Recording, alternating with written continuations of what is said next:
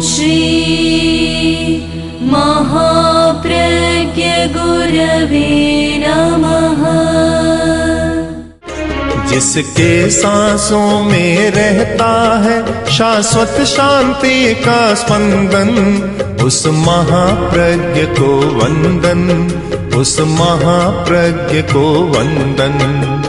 सत्य अहिंसा अनेकांत को अर्पित जिसका तन मन, उस महाप्रज्ञ को वंदन, उस महाप्रज्ञ को वंदन। जिसके सांसों में रहता है शाश्वत शांति का स्पंदन, उस महाप्रज्ञ को वंदन, उस महाप्रज्ञ को वंदन।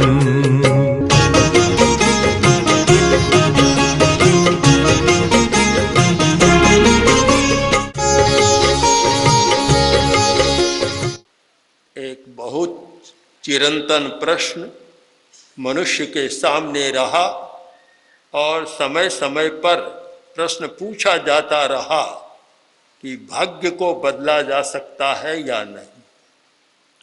कुछ लोग ऐसा मानते हैं जो भाग्य में लिखा है वही होगा। इस प्रश्न पर काफी चिंतन, दार्शनिक चिंतन हुआ तो बहुत प्रखर चिंतन में से निकला कि जैसा है वैसा नहीं, भाग्य को बदला जा सकता है। आदमी अपने भाग्य को बदल सकता है। उसका साधन है अप्रमाद, जागरूकता, अप्रमाद। यदि अप्रमाद है, जागरूकता है, तो आदमी भाग्य को बदल सकता है। और प्रमाद है तो भाग्य को बदल नहीं सकता। बहुत नींद, बहुत आलस्य और नशा, ये सब प्रमाद, नशा है स्वयं ही। नशे में आदमी को सच्चाई का पता नहीं चलता। दो दोस्त थे, एक बोला कि लो मैंने तुम्हें 100 रुपये दिए थे, आज वापस करो। वह बोला कब दिए थे, तुमने कब दिए थे? मुझे याद नहीं है। कब दिए थे?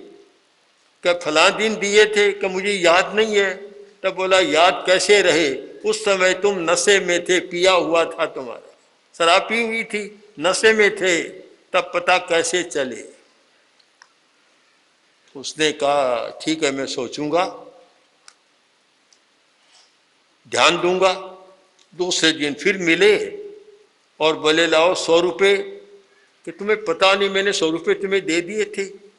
अरे कब दिए? कि मैंने दिए थे पर तुम पिए हुए थे, नशे में थे, तुम्हें पता ही नहीं चला। एक कहता है मैंने 100 दिए, तुम्हें नशे में पता नहीं चला। दूसरा कहता है मैंने लौटा दिए, तुम नशे में थे, पता नहीं चला। तो भला जो नशे में होता है उसे बड़ी सच्चाइयों का पता तो कैसे चल सकता है? जब लेन देन की सामान्य बात का भी पता नहीं चलता तो बड़ी सच्चाई का पता चले हम कल्पना भी नहीं कर सकते, चल भी नहीं सकता। आदमी को पता चलता है जागरूकता में। जागरूकता जब जागरूक होता है, जागृत होता है, उस समय पता चलता है कि क्या लिया, क्या दिया, क्या किया। शायद इसी आशय से इसी भाष्य के ऋषि ने कहा था जागर मानस तो भाग्य को बदलने का एक बड़ा सूत्र है अप्रमाद, जागरूकता। साधना का भी बड़ा सूत्र है अप्रमाद। साधना का सूत्र, सबसे बड़ा साधना का सूत्र है अप्रमाद, जागरूक रहो। हर क्षण के प्रति जागरूक रहो कि मेरा यह क्षण कैसे बीत रहा है, मेरा यह समय कैसे बीत रहा है, उसके प्रति तुम बराबर जागरूक रहो।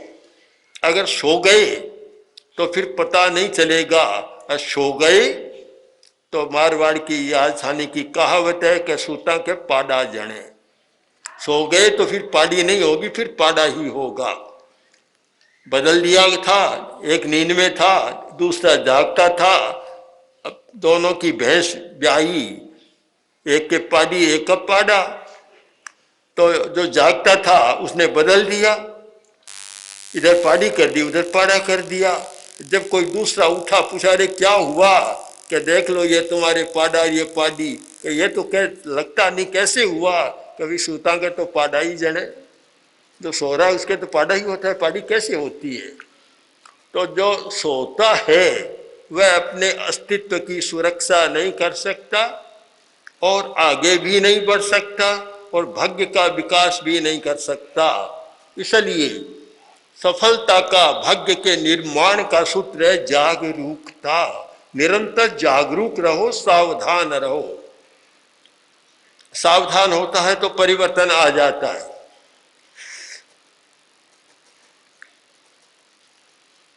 एक कोई ज्योतिषी था, उसका इस बात में बहुत सिद्धांत, पक्का सिद्धांत और विश्वास भी था, उद्यमे नहीं सिद्ध्यंति कार्याणि न मनोरथई। कार्य सिद्ध कैसे होगा, उद्यम के द्वारा कार्य सिद्ध होगा, केवल मनोरथ से, मन के लड्डू खाने से कार्य सिद्ध नहीं होगा, वह उद्यम के द्वारा सिद्ध होगा। उद्यम में बहुत विश्वास था। दूसरा ज्योतिषी, दोनों मित्र थे, उसने कहा कि मैं तुम्हारी बात को नहीं मानता, जो जैसा ग्रह का योग है लिखा है वैसा ही होगा, उद्यम के द्वारा परिवर्तन नहीं होगा, भाग्य नहीं बदलेगा।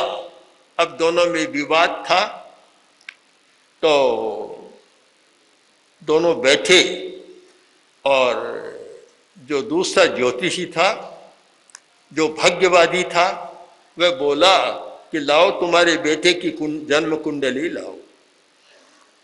जन्म कुंडली मंगाई, वह ले गया और दोनों बैठे देखना शुरू किया। तो देखते ही दोनों के ध्यान में आ गया और वह बोला देखो तुम्हारे बेटे की जन्म कुंडली में योग है कि 20वें वर्ष में यह चोरी के अपराध में पकड़ा जाएगा। अब जहां ज्योतिष का प्रश्न था, दोनों एक मत थे। उसने कहा तुम्हारी बात ठीक है, बिल्कुल ये योग है, पर देखो मैं इस योग को बदल दूंगा। कि तुम बदल नहीं सकते। वो बोला मैं बदल दूंगा, तुम देखना। दूसरा ज्योतिषी चला गया और जो मूल था भाग्यवादी नहीं, जो पुरुषार्थवादी था, पुरुषार्थ में उद्यम में विश्वास था, जो ये मानता था कि पुरुषार्थ के द्वारा, उद्यम के द्वारा भाग्य को बदला जा सकता है, उसने अपने बेटे को बुलाया, बुलाकर कहा बेटा आज से तुम धर्मशास्त्र को पढ़ना शुरू करो। और वह धर्मशास्त्र जिसमें नैतिक मूल्यों का अधिक विकास का प्रसंग हो, जहाँ नैतिकता की बात हो, वह धर्मशास्त्र पढ़ो। यानी वह धर्मशास्त्र पढ़ो जिसमें महाव्रतों का, व्रतों का विधान हो, क्या हिंसा नहीं करना, चोरी नहीं करना, आदि आदि, वह धर्मशास्त्र तुम पढ़ो और खूब गहराई से पढ़ो। बेटे ने पिता की बात को स्वीकार कर लिया और पढ़ने लगा। एक सप्ताह यानी 7 वर्ष तक, वर्ष सप्तक, 7 वर्ष तक उसने गहरा अध्ययन किया। किंतु इस बात को भी हम न भूलें कि ग्रह का योग भी जब आता है तो अपना काम तो शुरू करता है। अब बदल दे अलग बात है, कार्य तो शुरू होता है और थोड़ा बहुत चमत्कार भी दिखलाता है। वह अगर सावधान न हो तो पूरा दबा देता है, सावधान हो तो उसे बदल भी देता है। दोनों बातें हैं। तो उसने पढ़ा और 20वां वर्ष आया, संगत ऐसी हो गई, मित्रता ऐसी हो गई कि वे अच्छे आदमी नहीं थे। और यह संगत का तो बहुत बड़ा प्रभाव है, किसके साथ रहता है, बड़ा प्रभाव है इसका। तुम किसके साथ रहते हो, सबसे बड़ा प्रश्न है। उत्तराध्ययन सूत्र में यह बतलाया कि जो मुनि है साधना करना चाहता है उसे चुनाव करना चाहिए। गुणा हियं वा गुणवो समं वा, मेरा सहायक कौन होगा? सहायक, क्योंकि सहायक जरूरी है। तो सहाय मिच्छे निउणत्थ बुद्धिम, किसको चुने? कि जिसकी बुद्धि बड़ी कुशल है, निपुण है, ऐसे मुनि को सहायक चुने। एक मुनि के लिए विधान कि एक मुनि दूसरे मुनि को सहायक चुने, पर उसको चुने जिसकी बुद्धि निपुण है, कुशल है, सूक्ष्मदर्शी है, सूक्ष्मता में जाने वाली है, ऐसे को सहायक चुने। और सहायक किसको चुने? कि गुणा हियं वा, जो गुणों में आपसे ज्यादा, अपने से ज्यादा समर्थ व्यक्ति हो, अधिक गुणवान हो, उसको सहायक चुने। अथवा गुणवो समं वा, गुणों में अपने समान स्तर का हो, उसको भी सहायक चुन सकता है। सहायक का बड़ा अंतर होता है कि सहायक कैसा है। सहायक अच्छा नहीं होता अगर पिता और पुत्र है, दोनों है, और सहायक अच्छा नहीं होता। पिता भी सहायक बहुत बनता है, पिता तो सबसे बड़ा मित्र है, पुत्र भी मित्र बनता है, पिता भी मित्र बनता है, दोनों मित्र बन जाते हैं।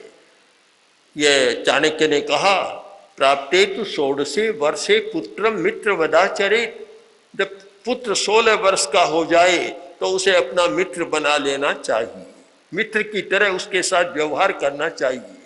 तो मित्र हो सकता है और होना भी चाहिए, किंतु पिता अच्छा नहीं होता तो वह पुत्र को भी शत्रु बना लेता है, स्वयं शत्रु बनता है और पुत्र को भी शत्रु बना लेता है। ग्रह का कोई योग होता है, आता है, थोड़ा बहुत प्रभाव डालता है, किंतु पहले से जागरूक है, उद्यमशील है, प्रयत्न करता है, पुरुषार्थ करता है, तो उसको हल्का बना देता है, मध्यम मंद कर देता है।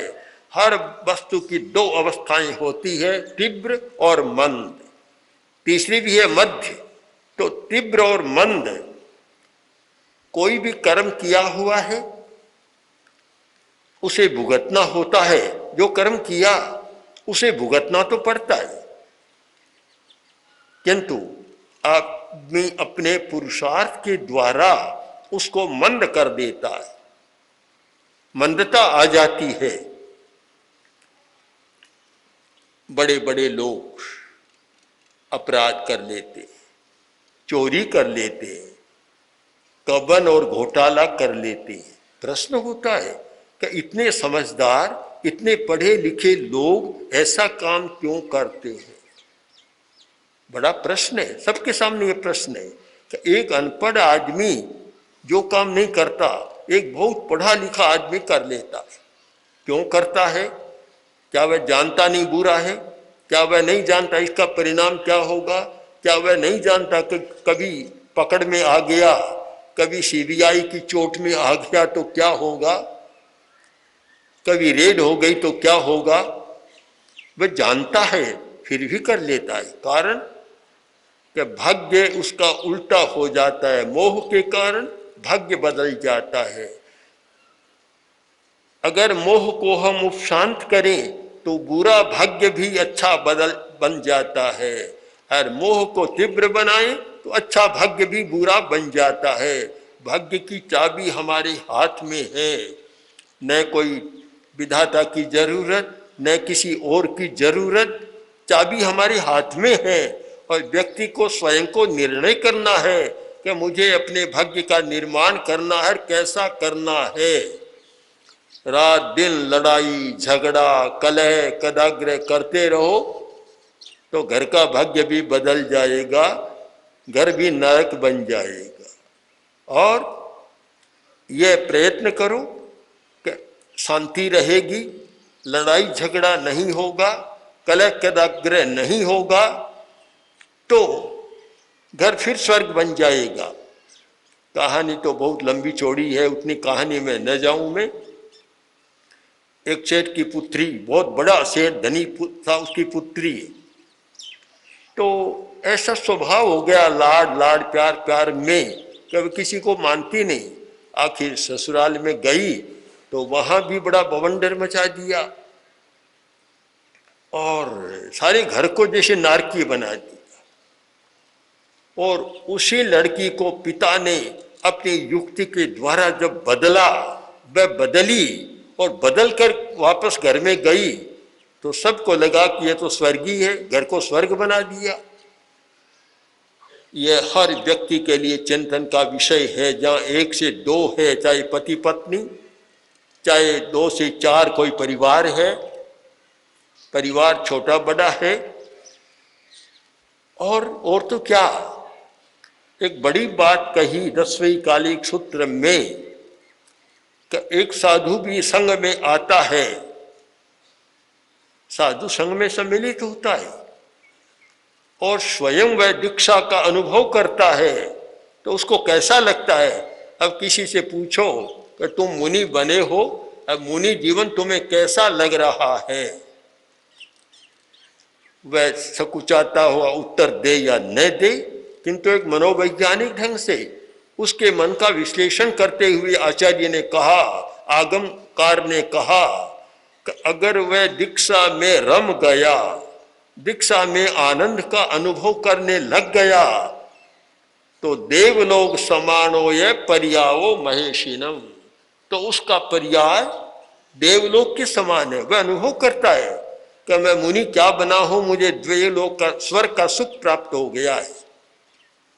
आप शायद सोच नहीं सकते कि कुछ मुनि जो साधना में रम जाते हैं, उन्हें अगर कोई कहे कि आप अब स्वर्ग में चले जाएं तो जाना पसंद नहीं करेंगे।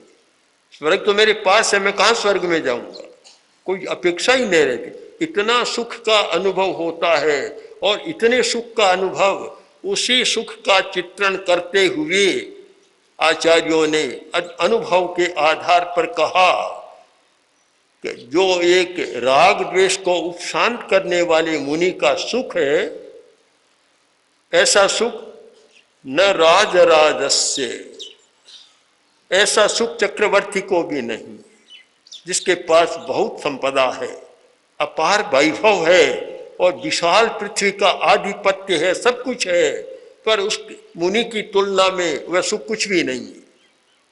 इतना उसको सुख होता है। वह सुख कहाँ से आया कि साधु की साधना में रम गया, उसको आता है। तो आगम में लिखा गया कि देवलोक समानो पर्यायो महेशिनम। कोई पूछे कि मुनि जीवन कैसा है, कभी देवलोक के समान।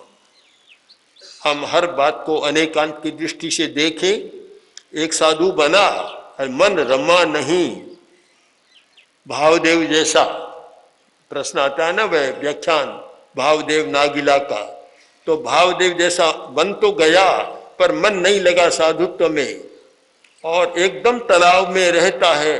अब उसको पूछे, उसको लेकर पूछे कि साधु जीवन कैसा, कैसा साधु जीवन, रयाणम अरयाणम च महानिरय सारी शोक नरक जैसा है। उसे को पूछे साधु जीवन कैसा, क्या नरक जैसा है, फंस गया, नरक में आ गया, अब क्या करूं।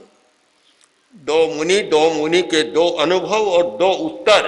एक कहता है साधु जीवन स्वर्ग के समान और एक कहता है साधु जीवन नरक के समान।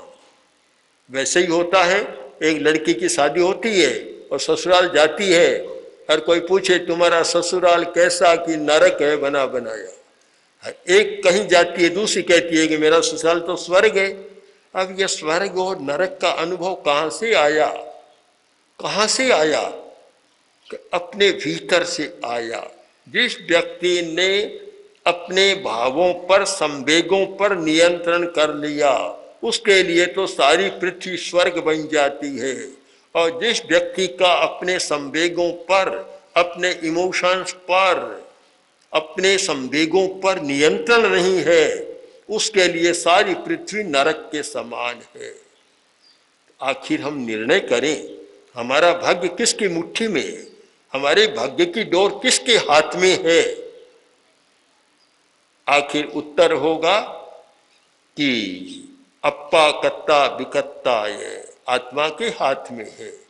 तुम्हारी आत्मा के हाथ में। अगर तुमने आत्मा को साध लिया, अपनी इंद्रियों और मन को बस में कर लिया, तो तुम्हारे लिए यह सारा संसार एक क्षीर समुद्र है। क्षीर समुद्र यानी दूध का समुद्र है, मीठा है संसार। संसार बहुत मीठा है। हमारी मुमुक्षु कभी कभी ये एक गीत गाती है कि संसार लागे खारो, बेराग लागे प्यारो। मैंने उनसे पूछा कितना खारा है, करेला जैसा है या और किसी खारी वस्तु जैसा है, लौकी, खारी लौकी जैसा है, कैसा खारा है? खारा है कहाँ संसार? लोग तो सुख मान रहे हैं, खारा कहाँ है? बेराग लगे प्यारो, बेराग प्यारा कहाँ है? मीठा कहाँ है बेराग? बेराग तो बड़ा कड़वा होता है। पर सापेक्ष बात है कि जिस व्यक्ति का मन आत्मा में लीन हो गया उसे संसार कड़वा लगता है, सारे भोग फीके लगते हैं, कड़वे लगते हैं। जिसका मन पदार्थ में रमा हुआ है उसे तो पदार्थ ही प्यारा लगता है, संसार प्यारा लगता है, बेराग खारा लगता है। ये सारी अनुभूतियाँ अपनी आत्मा की स्थिति पर है कि मेरी मनस्थिति कैसी है। मनस्थिति, दो शब्द बड़े महत्व के हैं, मनस्थिति और परिस्थिति। हम लोग सारा निर्णय करते हैं परिस्थिति के आधार पर, और एक पूरा बात चल पड़ा परिस्थितिवाद, एनवायरमेंट, कैसा वातावरण है, कैसा पर्यावरण है, इस पर सारा चल पड़ा। किंतु वहाँ मनस्थिति को हम बुला देते हैं।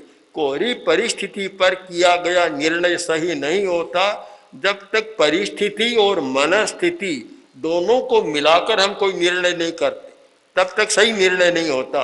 हमारी मनस्थिति कैसी है, अगर हम मनस्थिति को ध्यान में रखकर और फिर परिस्थिति पर विचार करें, निर्णय करें, तो सम्यक निर्णय हो सकता है।